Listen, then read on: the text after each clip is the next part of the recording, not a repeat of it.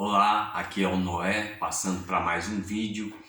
Hoje eu gostaria de compartilhar essa minha expressão do porquê a filosofia clássica perdeu importância na minha vida. A filosofia clássica com seus autores e sistemas de ideias. Eu sempre fui um apaixonado pela filosofia. Eu me lembro que desde a adolescência já me interessava a leitura de textos filosóficos, de livros básicos didáticos de filosofia no ensino médio. Mais tarde, inclusive, para escrever o meu livro, O Fantástico Mundo de Patos, em que eu reconto a história da literatura por meio de uma trama de ficção, eu me impus ler a obra-prima de todo filósofo e livros de história da filosofia ou didáticos para poder criar ali um pano de fundo, compreender o pano de fundo da história da literatura. Foi aí que eu me lancei à leitura dos clássicos da filosofia, desde a Grécia até os contemporâneos. Mergulhei nessa leitura e depois, mais tarde, em função de crises pessoais, eu comecei a perceber pontos falhos nessa apologia que fazem da necessidade da leitura filosófica, da leitura de textos reflexivos de intelectuais, né? E vários pontos se demonstraram falhos para mim. Primeiro, eu tinha essa ilusão de que quanto mais eu fosse crítico e mais intelectualizado, eu me sentiria mais forte para lidar com a vida, para enfrentar a vida e para conseguir as coisas que eu estivesse buscando. Esse é o primeiro ponto que se demonstrou falho para mim. Eu percebi que ao invés de me deixar forte, isso me enfraqueceu. E mais tarde fui perceber que na realidade a força do ser humano está na sua vontade, está em desenvolver a coragem, uma série de elementos emocionais que vem de dentro para fora e não de fora para dentro, não do plano racional, mas no plano emocional, né? Um indivíduo forte é aquele que desenvolveu as suas competências emocionais, as suas ferramentas emocionais, e isso é o que vai dar o alicerce, o fundamento para ele se lançar na vida e realmente conseguir os seus objetivos. Aliás, inclusive eu percebi que o que conta na realidade é essa nossa capacidade de lidar com a atitude, com o nosso poder de atitude, de se colocar na vida. Eu quero isso, eu vou em busca. Esse é o primeiro ponto falho. Outro ponto falho que eu percebi na minha vida pessoal é a história da autoconfiança. Também tem a ver com a questão emocional, mas a gente fala muito sobre confiança, autoconfiança e sobre coragem. E essas duas ferramentas só tem desenvolvido aquele que buscou também de dentro para fora. Então, quando você fica muito vidrado nas falas externas, porque o filósofo X disse isso, o intelectual e o pensador tal, então você na realidade aprende, desenvolve, manda para o seu inconsciente a fala de que deve se apoiar nessas pessoas. E ao se apoiar nessas pessoas, você cria uma dependência delas e, portanto, você nunca vai se sentir seguro para viver a sua vida. Segurança só tem aquele que aprendeu a se segurar em si mesmo. Autoconfiança só tem aquele que aprendeu a confiar em si mesmo. Em si mesmo no que em si mesmo? No seu discernimento, já vamos falar dele, que é a nossa luz pessoal, intransferível, que só serve para nós, que recebemos de Deus para iluminar o nosso caminho. Então, seguro só sente aquele que se apoia nisso, na sua intuição, nos seus instintos. Então, exatamente que enxerga com os próprios olhos. E ao se apoiar nos outros, você, ao contrário, a sua insegurança aumenta, a sua autoconfiança diminui. Então é um outro ponto falho que eu compreendi e que me fez me desinteressar. Um outro ponto falho que eu percebi é que os sistemas filosóficos, eles falam de assuntos generalizantes, universais, que em princípio as pessoas falam, isso é bom porque é atemporal, isso envolve o ser humano em qualquer lugar. Mas na verdade o que faz sentido para a nossa vida é quando os temas tratados dizem respeito àquilo que tem a ver com a nossa vida pessoal. Ou seja, estamos acostumados a ver nos livros de filosofia essa história de que o que é o destino. Aí você vai lá buscar o que o filósofo A fala do destino, o filósofo B, o filósofo C, o que os pré-socráticos falam do destino. Quando na realidade o destino que importa é o seu, é como você faz o destino da sua vida. É isso que importa. Aí você pega qualquer tema, o que é o amor, por exemplo, aí o filósofo A diz isso, o B aquilo, quando na realidade o que importa é como você ama.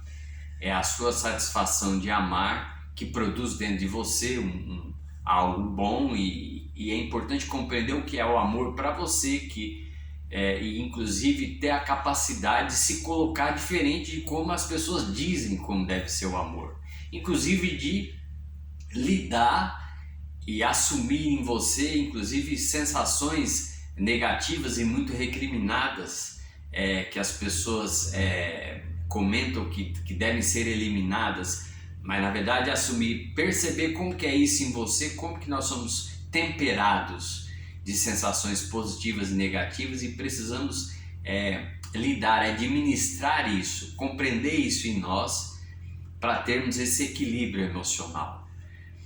Então é uma outra coisa que eu percebi, que esses temas generalizantes, eles não me levariam para as respostas pessoais que eu estava buscando. Um outro ponto que tem a ver com a etimologia da palavra filosofia, que é o amor, a sabedoria, o tempo me fez ver, conforme os anos vão passando, nós vamos mudando décadas aí de idade, as coisas nós vamos compreendendo diferente. Então essa história de um sábio que está capacitado, um guru, a nos dizer como que é o caminho da vida, para mim também não faz sentido. Veja, em vários aspectos da vida faz sentido buscarmos a experiência das pessoas, né? Isso funciona, por exemplo, no mundo financeiro, no campo do empreendedorismo. É muito importante a experiência no campo médico. Mas com relação a viver a vida, pensando numa realidade que muda toda hora, cada vez com mais disrupções, com mais diferenças, nós percebemos que isso não tem razão de ser. Inclusive, pelo fato de que muitas vezes o ancião, ele tem uma maneira de olhar para a realidade da juventude de uma maneira às vezes ou recriminatória ou sem a compreensão ou esquecendo-se de que ele já passou por isso e que por mais que alguém diga que certas coisas são paixões ou são banais, a necessidade de viver as experiências da juventude, esses impulsos, eles não vão ser contornados porque um ancião disse, e às vezes de uma maneira maldosa, sem compreender o que é a juventude, o que é a infância. Então é uma outra coisa, e aí volta no ponto que eu deixei aberto lá na frente, o discernimento. O discernimento para mim ele é como se fosse a atualização da sabedoria, no sentido de que o discernimento é a nossa luz pessoal e ele vai nos acompanhar por todos os dias da nossa vida, sempre nos mostrando a realidade como ela é para nós, para nos servir de instrumento para analisarmos e tomarmos as nossas decisões. Então, a fala do outro só serve para ele, para a vida dele. Por isso que é muito comum você vai contar os seus planos para uma pessoa, você acaba se arrependendo, porque o que você está querendo, as suas motivações, elas não vão ser alcançadas e compreendidas pelos outros. E é normal, a gente também não vai compreender o timing do outro, as motivações do outro. O ideal é que você guarde os seus planos para si, ou quando muito compartilhe com alguém que você queira compartilhar, ou que que esteja passando pelos mesmos interesses, porque você tem que ter claro que virá uma censura do outro, mas não é nem por maldade, é porque ela não está em sintonia com aquilo que você está querendo fazer no momento. Então, o ponto é que a história de sabedoria de alguém dotado de todo o conhecimento do mundo, capaz de dizer ao outro qual é o caminho, hoje para mim isso não faz mais sentido. De novo, você precisa buscar dentro de você a sua sabedoria pessoal, que está no seu discernimento.